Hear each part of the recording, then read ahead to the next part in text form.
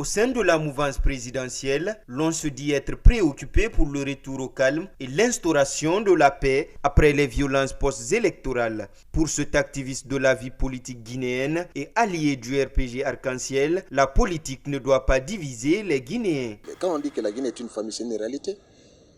Mais moi, par exemple, je suis malinqué. Ma mère est Peul, ma femme est Peul.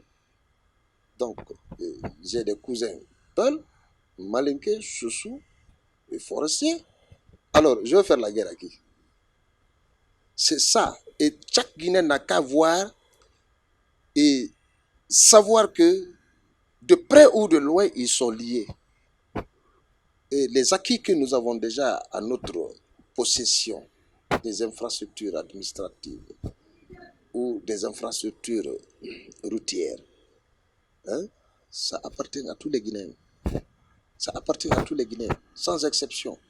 Poursuivant, Ismaël Kouyaté demande aux leaders politiques qui étaient en lice lors du scrutin du 18 octobre 2020 d'éviter les discours va-t-en-guerre pour sauver la nation guinéenne.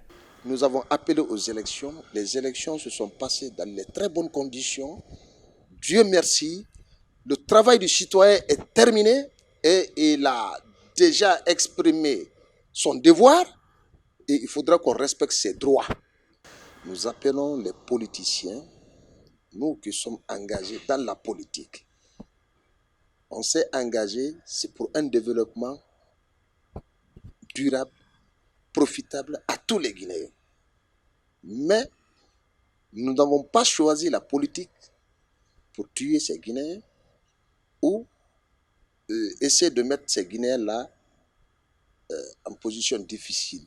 Donc j'appelle solennellement à tous les partis composants des politiciens de s'entendre et de dire à nos militants de se ressaisir. Selon les sources officielles, les violences post-électorales ont entraîné 21 cas de mort et la destruction de plusieurs biens privés. Du côté de l'opposition, on parle au moins de 27 personnes tuées par balle.